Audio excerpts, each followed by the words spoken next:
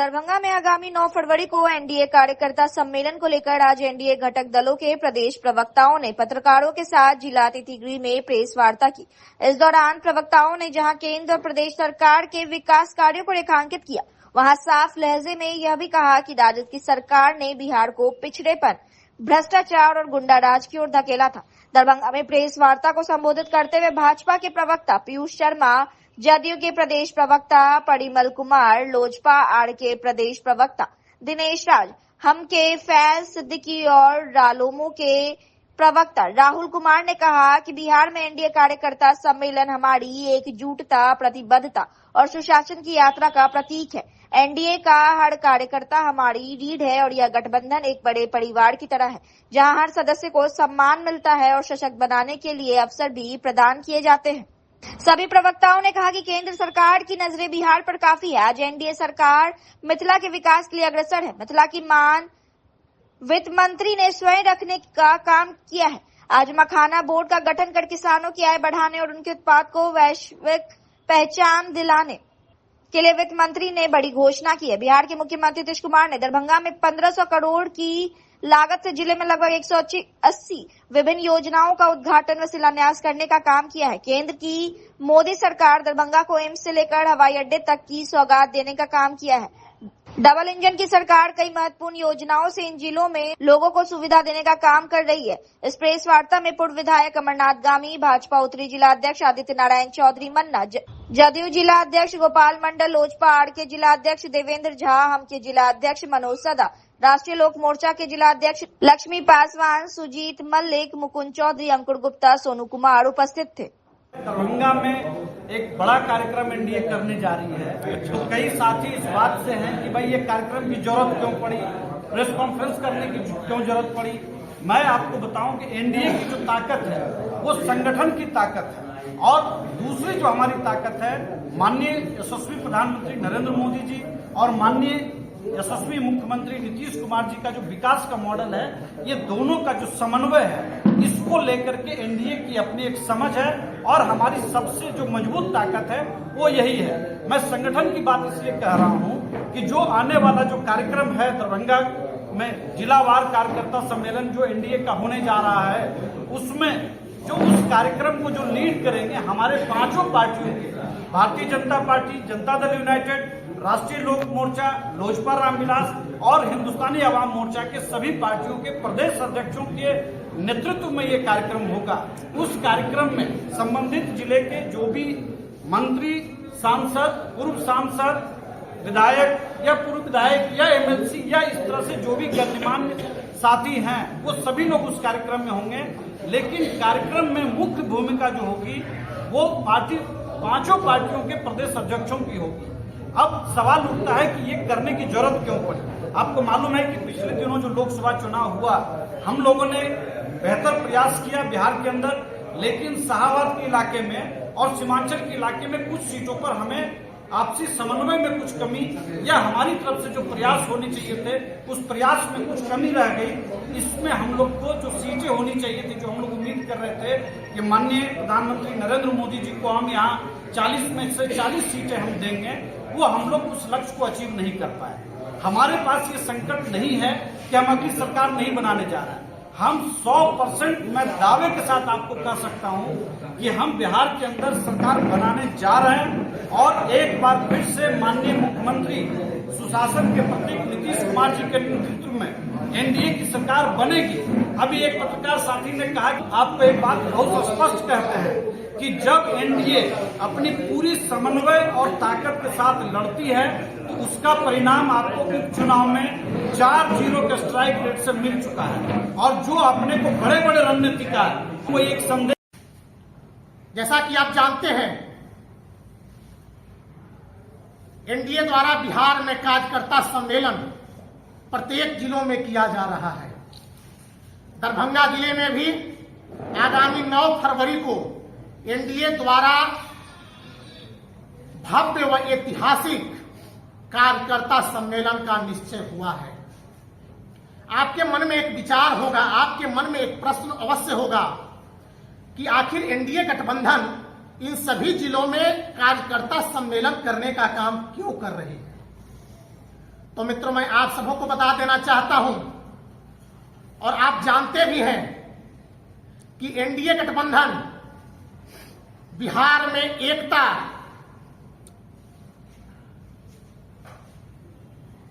सुशासन के प्रतिबिंब को प्रदर्शित करता है।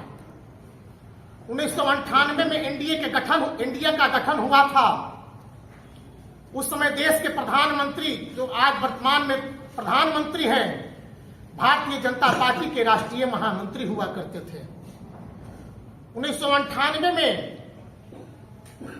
नरेंद्र मोदी जी ने कहा था कि एनडीए एक परिवार की तरह है और यह गठबंधन आने वाले समय में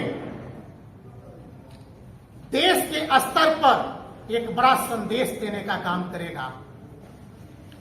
यह एनडीए का कार्यकर्ता सम्मेलन कार्यकर्ताओं की एकजुटता, उनकी पारदर्शिता और सुशासन को प्रतिबिंबित करता है। मित्रों, 2005 में जब बिहार की 13 करोड़ जनता राष्ट्रीय जनता दल के कुशासन, अराजकता और भ्रष्टाचार से तंग आ चुकी थी, उस समय बिहार की जनता ने एनडीए को चुनने का काम किया और 2005 के बाद बिहार के लोकप्रिय मुख्यमंत्री नीतीश कुमार जी के नेतृत्व में भारतीय जनता पार्टी के साथ जो विकास की लकीर को पूरे बिहार में खींचने का काम किया है, वह ऐतिहासिक है। 2005 में सुशासन की परिकल्पना एक सपना था, क्योंकि 2005 के पहले बिहार में राष्ट्रीय जनता दल के लोगों द्वारा जिस प्रकार से बिहार को जंगल राज में धकेलने का काम किया गया था, आप भी लोकतंत्र के चौथे स्तंभ हैं। आपने शायद कल्पना भी नहीं किया होगा कि बिहार में सुशासन का राज स्थापित होगा। मैंने पहले कहा, सुशासन स्थापित करना एक परिकल्पना मात्र थी, जिसको बिहार के लोकप्रिय मुख्यमंत्री नीतीश कुमार जी ने भारतीय जनता पार्टी के साथ मिलकर बिहार में सुशासन के राज को स्थापित करने का काम किया। 2014 के बाद देश के यशस्वी प्रधानमंत्री जब देश की सत्ता पर आसीन होकर और देश की सेवा करने का काम किए, तो मित्रों, मैं आपको बता देना चाहता हूं कि 2014 में भारतीय जनता पार्टी गठबंधन की सरकार को एक लड़खड़ाती अर्थव्यवस्था हाथ में आई थी। 2024 तक देश के 25 करोड़ लोगों को गरीबी रेखा से बाहर निकालने का काम देश के यशस्वी प्रधानमंत्री आदरणीय नरेंद्र मोदी जी ने करने का काम किया है। मैंने पहले कहा कि आपके मन में एक प्रश्न जरूर आता होगा कि यह आखिर गठबंधन क्यों हर जिले में कार्यकर्ता सम्मेलन करने का काम कर रही है। तो मित्रों, केंद्र के नेता, प्रदेश के नेता पटना और दिल्ली में बैठकर एनडीए गठबंधन के सभी घटक दलों के साथ मिलकर बैठकर बातें कर लेते थे, मिल बैठकर चाय नाश्ता कर लेते थे। लेकिन हमारे एनडीए गठबंधन के पंचायत स्तर के कार्यकर्ता, बूथ स्तर के कार्यकर्ता एक साथ होकर के किसी कार्यक्रम में भाग नहीं लेते थे, किसी कार्यक्रम का हिस्सा नहीं होते थे। तो इस पार्टी ने तय किया, पांचों गठबंधन दल के अध्यक्ष ने यह तय करने का काम किया कि हम अपने कार्यकर्ताओं के साथ, अपने बूथ अध्यक्ष के साथ, अपने पंचायत अध्यक्ष के साथ, अपने प्रखंड के सभी पदाधिकारियों के साथ, जिला के सभी पदाधिकारियों के साथ हर जिले में एक बृहद रूप में बड़े पैमाने पर संयुक्त कार्यकर्ता सम्मेलन करने का काम करें। इस कार्यकर्ता सम्मेलन के पहले, जैसा कि आप जानते हैं, राष्ट्रीय जनता दल के नेता प्रतिपक्ष तेजस्वी यादव बार बार यह कहा करते थे कि बिहार में खेला होगा, खेला होगा, खेला होगा। तो एनडीए गठबंधन के, हमारे एनडीए गठबंधन के नेताओं ने यह साफ शब्दों में दिखाने का काम किया कि नेता प्रतिपक्ष तेजस्वी प्रसाद यादव जी, एनडीए गठबंधन अब हर जिलों में कार्यकर्ता, बृहद कार्यकर्ता सम्मेलन का आगाज कर खेला न होने की बात कहकर के मेला, अब मेला के माध्यम से आपको जवाब देने का काम कर रहे हैं। कई जिलों में एनडीए का कार्यकर्ता सम्मेलन संपन्न हो चुका है। हजारों की संख्या में कार्यकर्ता भाग लेकर के उसको ऐतिहासिक बनाने का काम कर रहे हैं। आप सबों के माध्यम से हम यह बताना चाहते हैं कि आने वाले समय में जो 9 फरवरी में यहाँ दरभंगा की पावन धरती पर एनडीए का कार्यकर्ता सम्मेलन का आगाज किया गया है, वह सभी भी यहाँ के कार्यकर्ताओं के प्यार स्नेह व आशीर्वाद से, कार्यकर्ताओं की एकजुटता से भव्य व ऐतिहासिक होगा। यहाँ पार्टी के सभी जिलाध्यक्ष, पार्टी के सभी सम्मानित जनप्रतिनिधि के माध्यम से वह कार्यक्रम ऐतिहासिक होगा। मित्रों, आप जानते हैं कि 2005 के पहले बिहार में क्या था। जब बिहार के लोकप्रिय मुख्यमंत्री नीतीश कुमार जी बिहार की बागडोर संभालने का काम किए, आज 2025 जनवरी तक 1,17,000 किलोमीटर सड़कों का निर्माण यदि किसी ने करवाने का काम किया तो वह हमारी एनडीए सरकार ने बिहार में करवाने का काम किया। 6300 से अधिक पुल पुलियों का निर्माण कराने का काम किया तो वह हमारी सरकार, एनडीए सरकार ने करवाने का काम किया। 12,000 से अधिक इस बिहार प्रदेश सूबे में स्वास्थ्य केंद्र खोलने का काम कोई किसी ने करने का काम किया तो वह हमारी सरकार ने करने का काम किया। 390 देश में 390 यूनिवर्सिटी बनाने का कोई काम किया तो हमारी केंद्र की मोदी सरकार ने करने का काम किया। आज देश में 15 एम्स खुलवाने का काम किया है, जिसमें इलेक्ट्रॉनिक और प्रिंट मीडिया और अन्य सोशल वर्किंग साइट के सदस्यों का हार्दिक स्वागत है कि एनडीए ने जो कार्य किया है। देखिए, सामान्य रूप से कोई गठबंधन होते हैं, वो भविष्य में क्या काम करेगी इसके बारे में बोलती है, और हम लोग जो जनता के बीच जाते हैं अपने नेता के द्वारा किए गए कार्य, राज्य में हमारे आदरणीय यशस्वी और विजनरी मुख्यमंत्री नीतीश कुमार के नेतृत्व में जो काम किए गए हैं, और केंद्र में आदरणीय प्रधानमंत्री नरेंद्र मोदी के नेतृत्व में जो विकास के कार्य किए गए हैं, उस आधार पर हम भविष्य में जनता से अपील करते हैं कि वो एनडीए गठबंधन के साथ अधिक से अधिक जुड़कर बिहार के विकास को सुरक्षित करें। बेसिक रूप से आप समझिए कि यदि कोई गठबंधन अपने व्यक्तिगत जो एक्सपेक्टेशन है उसको साइडलाइन करके जन कल्याण के लिए, बिहार के विकास के लिए, राज्य के उत्थान के लिए, समृद्धि के लिए, उन्नति के लिए और प्रगति के लिए यदि कोई गठबंधन बनता है तो उसमें व्यक्तिगत पार्टी के कोई एक्सपेक्टेशन हिंड्रेंस नहीं बनते हैं, और एनडीए में जो शामिल दल है उसके बीच की दीवारें खत्म हो चुकी है।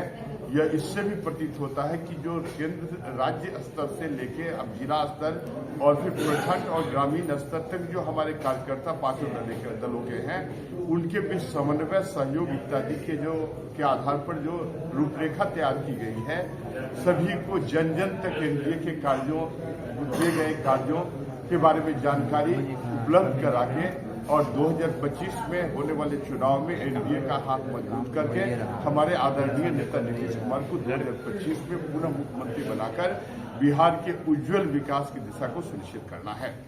देखिए, बेसिक रूप से 2005 में जब हमारी सरकार बनी थी तो उस समय बिहार की, उसके पहले की स्थिति क्या थी आप जानते ही हैं।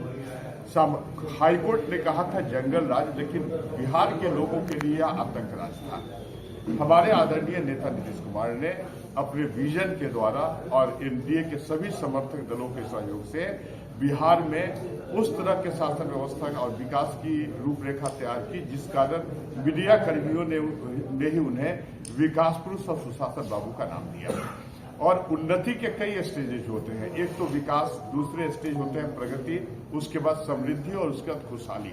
अभी पिछले मंथ में हमारे आदरणीय नेता कुमार दरभंगा की यात्रा पर थे, तो मैं आपको बतला दूं कि 2004-05 में जो राजद सरकार के अंतिम बजट थे, उसके कुल वित्तीय आवंटन 23,885 करोड़ रुपए थे। 23,885 करोड़। आप समझे कि जब हमारे नेता दरभंगा में आए तो उन्होंने 1,500 करोड़ राशि के एलोकेशन दरभंगा के विकास के लिए किया, मतलब मोर देन 50%। मतलब आप समझिए कि 23,885 तो पूरे बिहार के लिए राजद का एलोकेशन था, जबकि मात्र दरभंगा के विकास के लिए हमारे नेता ने 1,500 करोड़ के राशियों का आवंटन किया, कई योजनाओं का शिलान्यास किया। तो आप समझिए हमारे नेता की।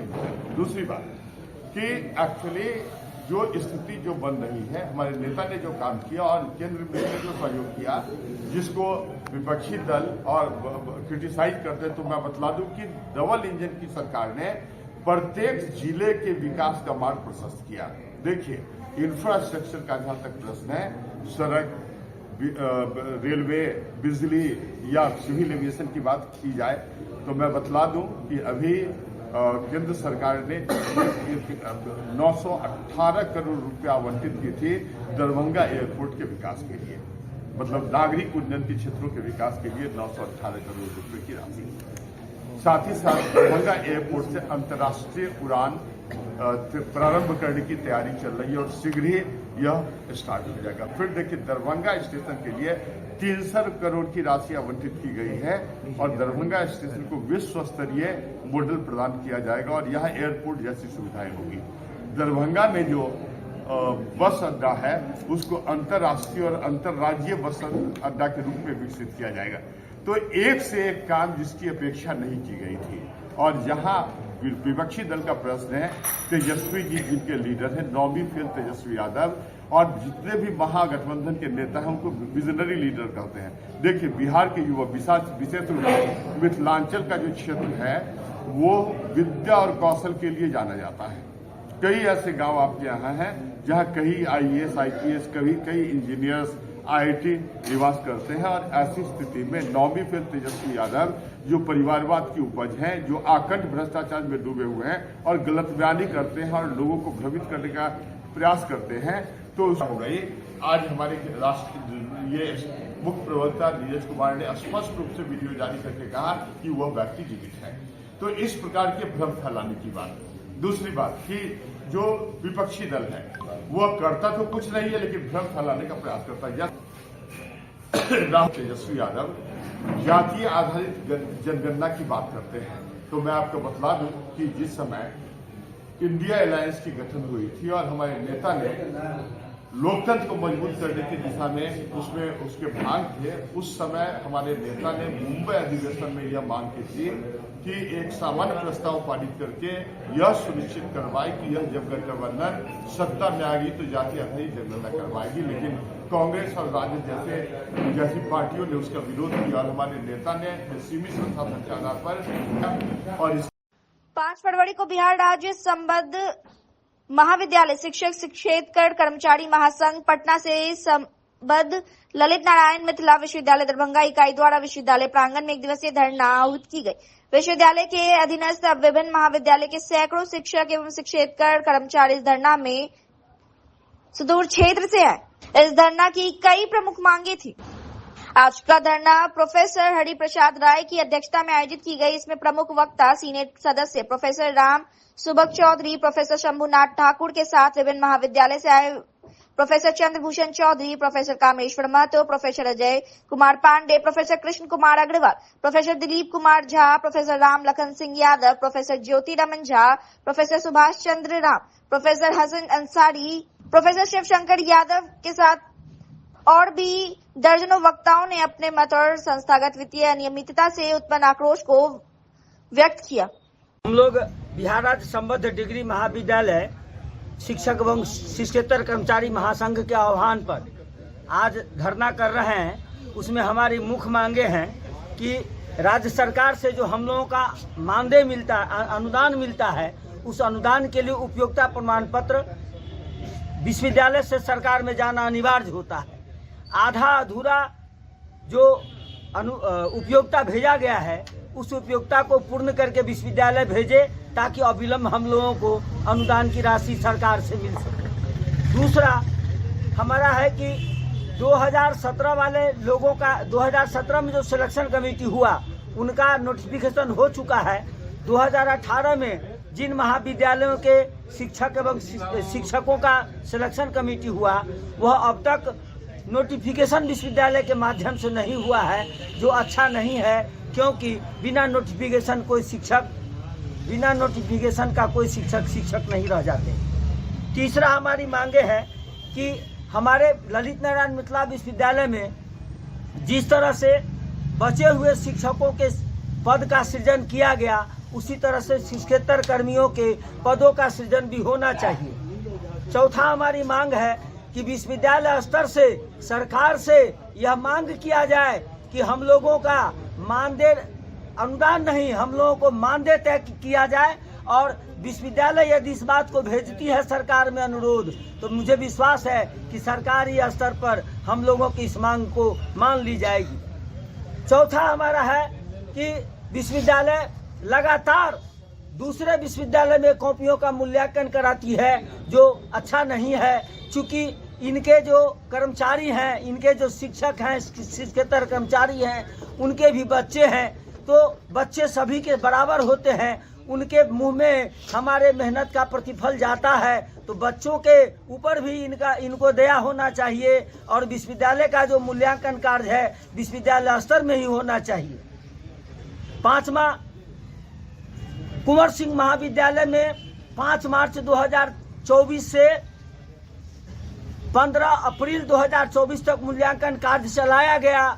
उसका अभी तक भुगतान पूर्ण रूपेण उस महाविद्यालय में जो काम करने वाले शिक्षकेतर कर्मी और शिक्षक लोग थे, किन्हीं को अभी तक भरपूर नहीं मिल पाया। सब में अननेसेसरी जो है कटौती की गई। और मेरा विश्वास है कि 90 लाख रुपया से ऊपर हमारे शिक्षकों के भुगतान में कटौती कर ली गई है। उनसे एफिलेटेड कॉलेज के लोगों से 10% TDS काट लिया गया।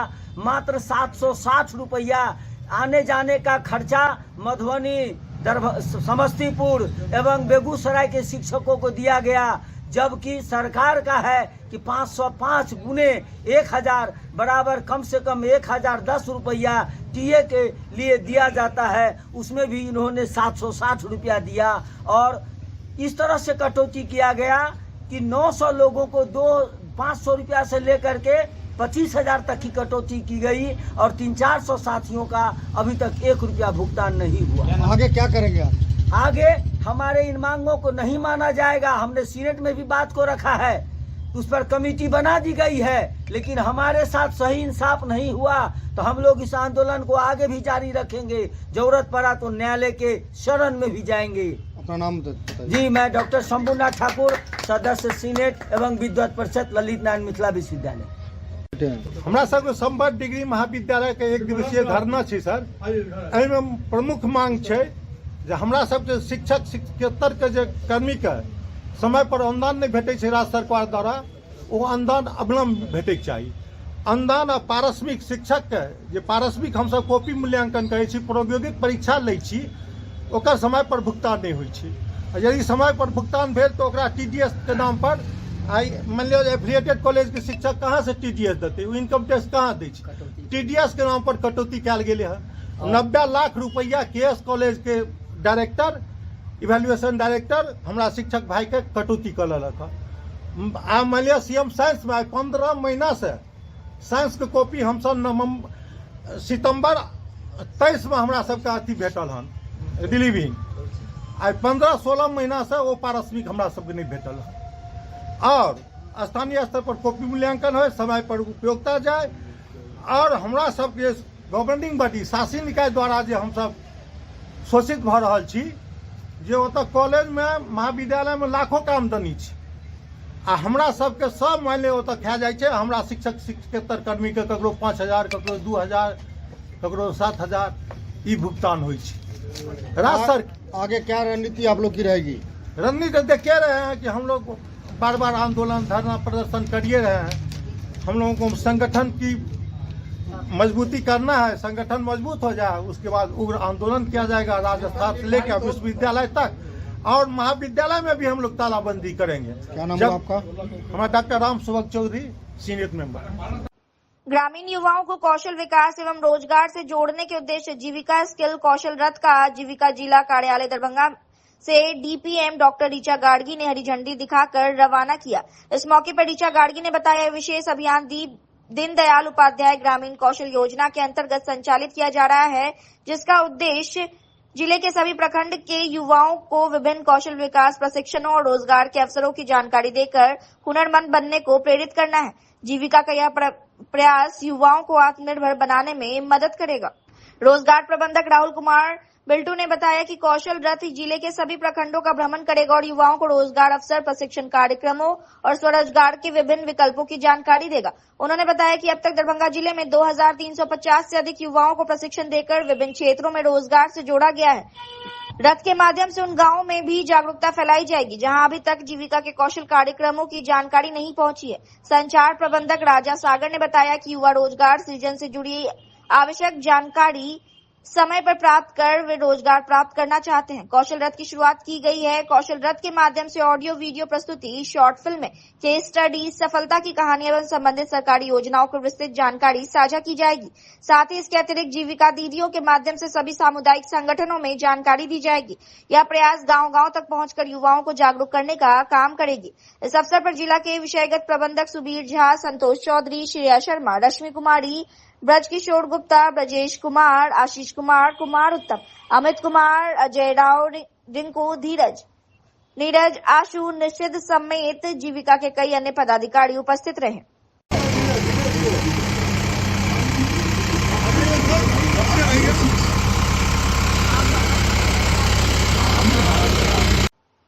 सैदनगर स्थित माउंट समर स्कूल के प्रांगण में वर्ग 10 के बच्चों के लिए फेयरवेल कार्यक्रम का आयोजन किया गया, जिसमें विशेष अतिथि के रूप में केवटी के विधायक डॉक्टर मुरारी मोहन झा, डीएमसीएच के प्राध्यापक डॉक्टर कुमारी निशा, पारस हॉस्पिटल के doctor Sharda, Darbhanga public school association के अध्यक्ष अबू बकर आबिदी, डीएमसीएच के विभागीय अध्यक्ष doctor Hemkant Jha, KGN group के निदेशक doctor Takbeem Akhtar, Zakir Hussain, teaching training college के प्राचार्य doctor Muzammil Hasan, Maas international school के प्राचार्य डॉक्टर अनुपमा झा मौजूद थे।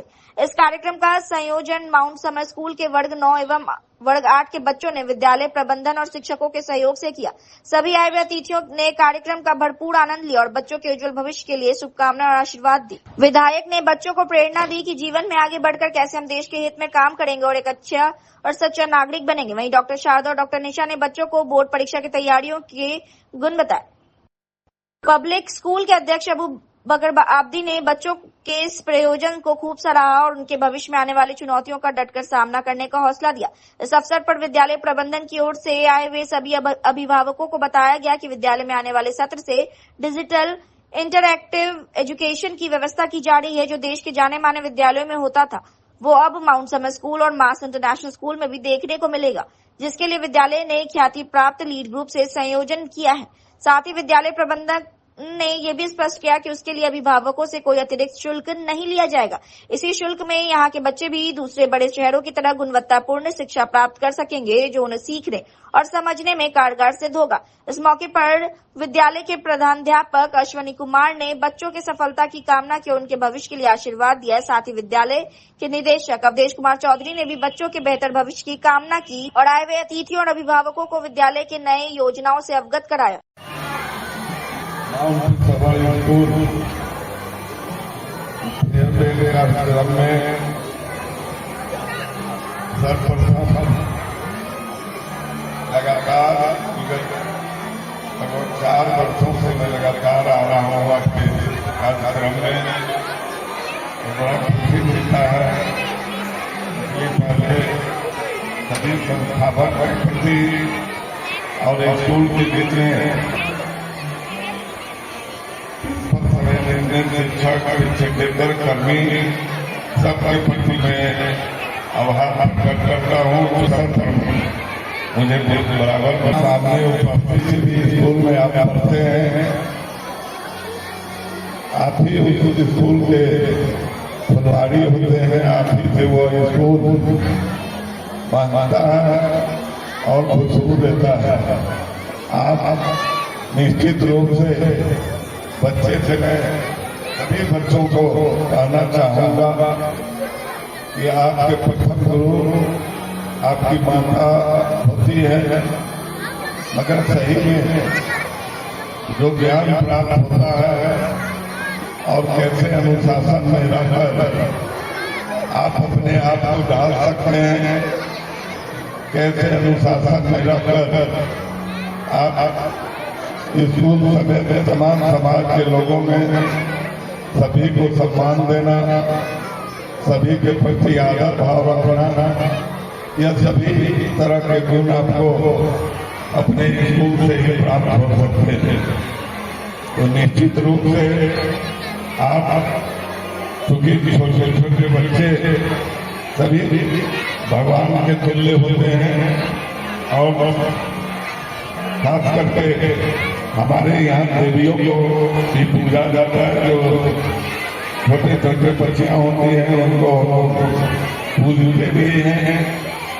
तो निश्चित रूप से आप सभी जो किसी भी उद्देश्य से आप अपने स्कूल में आते हैं, यहाँ शिक्षा ग्रहण करने के लिए आने वाले कल के भविष्य हैं और देश की तरक्की जब तक आप समृद्ध और पढ़ाई में कुशल रूप से पढ़ाई करके कुछ देश के लिए करना चाहते हैं, तो अगर आप अभी से ही उसकी तैयारी करें, शिक्षकों का आदर सम्मान करना सही से सीखें और नित्य दिन स्कूल आना और स्कूल में जो टास्क आप सबों को मिले उसे घर पर जाके मम्मी के साथ या पापा के साथ बैठकर उस टास्क को पूरा करना की जवाबदेही है। और मुझे पूर्ण विश्वास है कि जब बच्चे इस काम को करते हैं मन लगाकर, तो आप सभी एक नए इस समाज के का नाम रोशन करेंगे। स्कूल तो हम लोग बहुत पहले से जानते हैं। हम 15 साल स्कूल 15 साल में नर्सिंग कॉलेज चला रहा हूँ, उससे पहले भी जाता है और स्कूल में जो तरक्की दिन प्रतिदिन देखता हूँ तो वाकई ये लगता है। अब सोनी जी और करुणा भाई उन्होंने ये तय कर दिया है, उन्होंने बताना शुरू कर दिया है कि बिल्डिंग और एप्लीकेशन से कुछ गुणवत्ता हो, शिक्षा में जो गुणवत्ता हो वो एप्लीकेशन रहने से न रहने से कोई फर्क नहीं पड़ता है, क्योंकि एप्लीकेशन पास करने के लिए होता है, लेकिन जो शिक्षा की गुणवत्ता हो हर जगह नहीं मिलती। हम देखते हैं दरभंगा में बहुत सारे स्कूल हैं और स्कूल के हम लोग के यहाँ बच्चे जब जाते हैं इंटर मैट्रिक पास करते हैं तो सही सही नाम लिखने देते हैं, सही से PhD का नाम नहीं लिख पाता था। डॉक्टर साहब का पास आ गई थी, अच्छी बात। लेकिन हम लोग देखते थे हम लोग क्या इंटर पास करने के बाद बच्चे जाते हैं CBSE का फुल फॉर्म नहीं पता था, बिहार बोर्ड का नहीं पता। तो हम लोग को भी अपना प्राइवेट कॉलेज चलाते हैं, चलाना है, हम लोग उसी में से सुनते हैं और लेते हैं। हम बच्चे से एक मैसेज देना जरूर चाहते हैं कि आप मैट्रिक पास हो अच्छी बात है, इंटर पास हो अच्छी बात है, लेकिन इंटर मैट्रिक के बाद अपने सब्जेक्ट की जो चयन करना सोच समझ के करना, क्योंकि मैट्रिक के बाद ही आपके भविष्य तय होते हैं। आप अगर BPSC UPSC की तय करके हो तो कोई बात नहीं, अगर नहीं हो तो आप टेक्निकल कोर्स के बाद जाना है, तो आप अपने सब्जेक्ट का सही चयन करना, क्योंकि सरकार भी रोजगार पर शिक्षा के लिए हायर एजुकेशन के लिए सरकार 4 लाख रुपया देती है, जिससे बच्चे अच्छी शिक्षा दे सकते हैं और सरकार में नौकरी कर सकते हैं। चाहे आप किसी तरह का अच्छे कोर्स करेंगे और उसमें आपको रोजगार और नौकरी मिलने की संभावनाएं ज्यादा है। आइए और आगे करने के बाद नौकरी नहीं मिलती है, टेक्निकल कोर्स चेक करेंगे और मुख्यमंत्री ये जो 4 लाख रुपये सरकार देती है उसके लाभ मिलेंगे, उससे आप पढ़ेंगे, नौकरी भी करेंगे और 4 लाख रुपये सरकार का करेगा। बहुत बहुत धन्यवाद आप क्योंकि रास्ते थे वो बच्चे जिनका आज स्कूल का सफर मुकम्मल हो रहा है, इंतजाम हो रहा है। यकीनन आज का ये दिन कहीं न कहीं आपके दिलों में यादों का सैलाब जो आपने स्कूल में अपने वक्त को बिताया, नर्सरी से लेकर के 10th, ये जो जिस क्लास से लेकर अपने आज आपने पदान पे आप खड़े हैं, वो वक्त जो आपने बिताया है, उन सारे पलों को आप जो आज एक सुनहरे अल्फाज में या ये कहे कि सुनहरे मालों और मोतियों की तरफ पिरो के आप इसे अपने तय जिंदगी यानी जब तक हम और आप इस दुनिया में कायम हैं तब तक ये साथ रहेगा। शर्त यह है कि जो भी चीज हम आज सीख रहे हैं इन चीजों को कंसिस्टेंटली अपने लाइफ में इस्तेमाल करें। जो discipline to all of you who have assembled here and on this farewell occasion, I hope this student will lead from the front, and I pray God for a bright future and hope for his healthy life, long life, happy life. And one thing I want to tell all those, four things you should have to know. One is desire, dedication, discipline, and determination. Similarly, sincerity and punctuality is very important. So these things you should have to maintain. And एक चीज और मैं कहना चाहूँगा, गम खाओ और गम किसी को दो। और इसके साथ ही मैं एक और बात कहना चाहूंगा, जो आज जो ये बच्चे ने परफॉर्मेंस किया है, इट इज ऑल अनफॉरगेटेबल। और मैं इससे इतना ही कहूँगा कि मैं इसको देख करके यही कहना चाहूंगा कि mountain can fly, river can dry, neither you can forget it nor can I. Thank you. सबसे पहले तो क्लास 10th का आज फेयरवेल है, और जिसमें हमारे क्लास 9th और क्लास 8 9वां और 8वां के बच्चों ने मिल के टीचर के सहयोग से इतना अच्छा आयोजन किया है।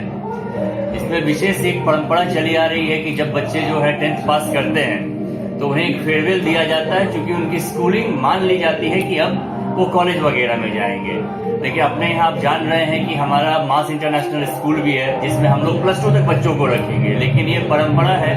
और इस परंपरा में जो एक जूनियर बच्चे हैं उनके, वो एक आयोजन करते हैं, एक प्रोग्राम करते हैं, और प्रोग्राम के रूप में उन्हें विदा कहते हैं। और इस प्रोग्राम में आप देखे होंगे कि बच्चों ने जिस तरह से बढ़ चढ़ के भाग लिया है और जितना उत्साहपूर्वक उन्होंने भाग लिया है। वाकई जो भी गेस्ट आए थे यहाँ पे, जो भी अतिथि आए थे, वो सभी ने उनकी तारीफ की है। आप देखिएगा, अतिथि में हमारे विधायक साहब आए हुए थे, डॉक्टर मुरारी मोहन झा, हमारे डॉक्टर साहब HOD आए हुए थे, हेमकांत जी आए हुए थे, हमारी डॉक्टर शारदा मैम आई हुई थी, डॉक्टर निशा आई हुई थी, हमारे पब्लिक स्कूल वेलफेयर एसोसिएशन के प्रेसिडेंट अबू बकर आब्दी आए हुए हैं। वो सभी बस आए हैं कि बच्चों को आशीर्वाद दे सके, ताकि उनका आने वाला 10th बोर्ड का जो परीक्षा है, जो 15 फरवरी से शुरू होगा, इसमें बेहतर कर एक प्रोत्साहन के रूप में हम लोग यहाँ ये प्रोग्राम कर रहे हैं। बच्चों को प्रोत्साहित करेंगे, मोटिवेट करेंगे, ताकि आने वाले एग्जाम में वो बेहतर प्रदर्शन कर सके। आपका परिचय? मैं Ashwani Kumar, principal Mount Summer school Sainnagar. दे रहे हैं, लेकिन सबको पता है कि मेरा स्कूल 10+2 तक है, और एक आज आप लोगों के लिए, पूरे जिला के लिए ये शुभकामना का भी बात है, संदेश देंगे। जो हमारे साथ एक और स्कूल जुड़ गया जो अफिलिएटेड है 10+2 तक, जिसका नाम मास इंटरनेशनल स्कूल है। आज से मास इंटरनेशनल स्कूल माउंट समर का ही पार्ट है। माउंट समर स्कूल और मास इंटरनेशनल स्कूल में कोई अंतर नहीं है। और एक चीज और, दरभंगा में आज पहली बार लीड एक पियर्सन ग्रुप है, जो बहुत बड़ी की कंपनी है, उसके साथ हम लोग टाइप किए हैं, जो स्मार्ट क्लास बनाती है, जो वर्ल्ड क्लास, जो भी धीरूभाई अंबानी इंटरनेशनल स्कूल हो या DD गोयनका या कोई भी महिंद्रा स्कूल हो, उसमें जो पढ़ाई होगा आज माउंट समर के बच्चे भी पढ़ेंगे, और वहाँ पे उस चीज से पढ़ाई होगी। एक चीज और स्पष्ट कर देना चाहते हैं, ये जो स्मार्ट क्लास होगा, इसमें मोबाइल की कोई सुविधा नहीं है। यह नहीं है जो घर पे बच्चे मोबाइल से पढ़ेंगे, वो क्लास के लिए होगा, क्लासरूम के लिए होगा। ये कंफ्यूजन नहीं रखना है। और ये दरभंगा में एक ही स्कूल को टाई अप कर सकता है, वो माउंट समर स्कूल और मास इंटरनेशनल स्कूल है, और इससे बच्चे तैयारी करेंगे। हमको लगता है जो आज हमारे बच्चे भी बहुत आगे जाएंगे इससे पढ़ के, जो उस स्कूल का लेवल होगा उस स्कूल में, उस लेवल में पढ़ाई करेंगे। यही हमारी सबके साथ शुभकामना है। और 10th के बच्चों को आने वाला जो अभी बोर्ड का एग्जामिनेशन है, उसके लिए बहुत बहुत शुभकामना, बहुत बहुत धन्यवाद। कई बड़े ब्रांड के स्कूल आपके केंद्रीय बजट 2000 25 एवं 4 लेबर कोड बिल के विरोध में केंद्रीय श्रमिक संगठन ने आह्वान पर देवरिया साड़ी धरना स्थल मैदान से प्रतिरोध मार्च अर्थी जुलूस निकाला। बुधवार को यह प्रतिरोध मार्च कमिश्नरी कार्यालय, डीआईजी कार्यालय, समाहरणालय होता हुआ लहरिया टावर के पास पहुंचा, जहां पुतला दहन किया गया और बजट के खिलाफ जमकर नारेबाजी की गई। इन लोगों ने कहा है कि 2025 का बजट जन विरोधी बजट है, इसमें गरीब तबके के लोगों के लिए कुछ भी नहीं है। उन्होंने बताया कि 4 लेबर कोड को रद्द करने को लेकर यह अर्थी जुलूस निकाला गया है। पुतला दहन किया है, किसका पुतला दहन किया है, क्या कुछ मांगे आप?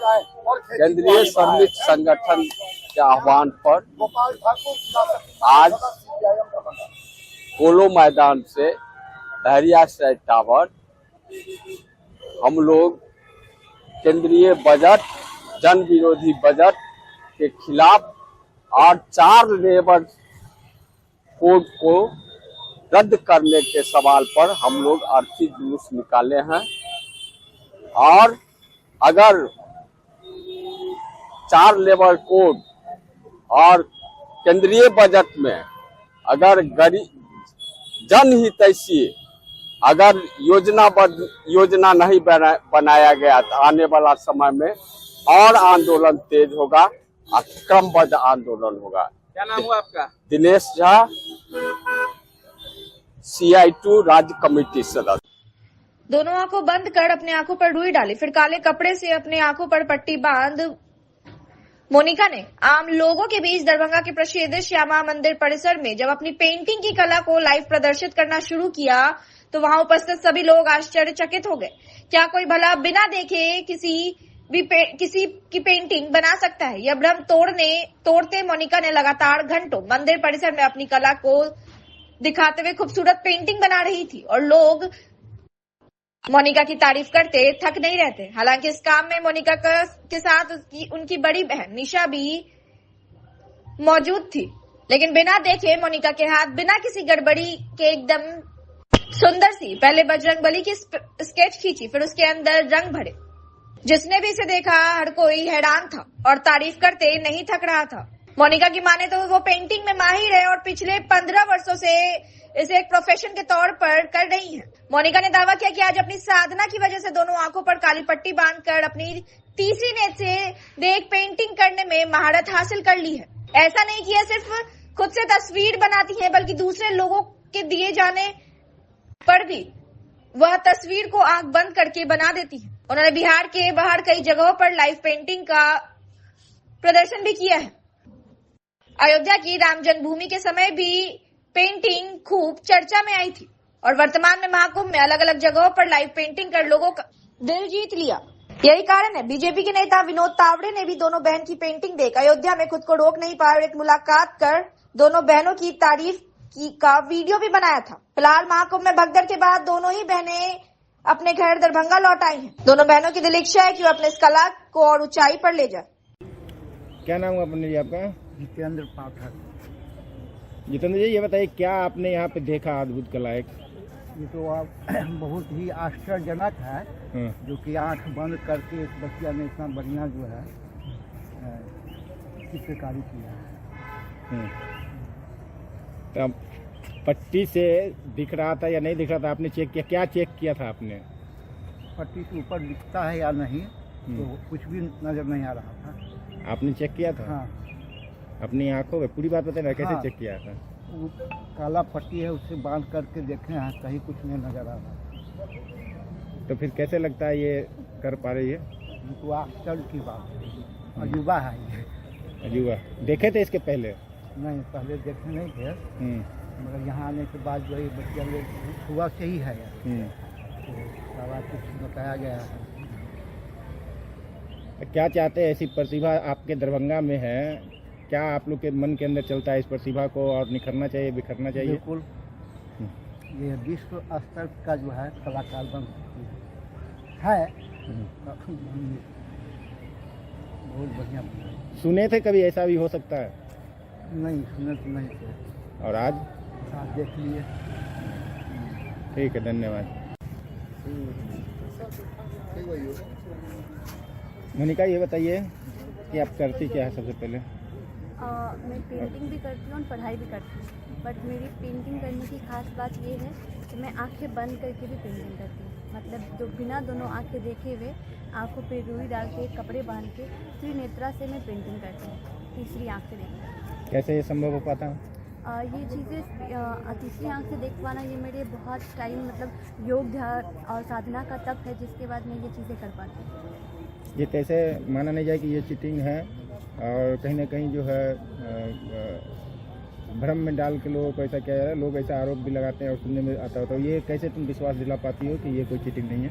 नहीं, ये कोई भ्रम नहीं है ना, मैं चीटिंग करती हूँ। अभी हम जब पेंटिंग बना रहे थे तो वैसे भी हम कोई भी कपड़ा यूज़ करते हैं बस आंख बंद करने के लिए कि लोगों को लगे कि ये दोनों आंख से नहीं देख रहे। उससे पहले हम रुई भी डाल लेते हैं और तब दोनों आंखों को टाइटली बंद कर लेते हैं, जिससे कोई भी दिखने का संभावना ना हो सके।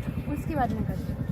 यहाँ भी ऐसा किया गया था जी, और अभी यहाँ पे किया भी गया था। बहुत सारे लोग ने भी मुझे बताया कि नहीं, आप में नहीं दिख रहा है। उन्होंने जब वो सामने वाले सेटिस्फाइड हुए तब जाके मैं इंडिया स्टार्ट की। कब से कर रही हो ये और कहाँ की हो? पेंटिंग और त्रिनेत्रा ये दोनों हम लोग, हम और मेरी दीदी है साथ में, वो दोनों हम दोनों ही आंख बंद करके भी पेंटिंग करते हैं। और हम लोग ये पिछले 12 साल से कर रहे हैं। इससे पहले हम राम जी के प्राण प्रतिष्ठा के टाइम अयोध्या में भी पेंटिंग बनाए थे, रंगोली बनाए थे। वो पेंटिंग की खास बात ये भी थी कि आप राम जी को जहाँ से भी देखेंगे तो लगेगा राम जी आपको ही निहार रहे हैं।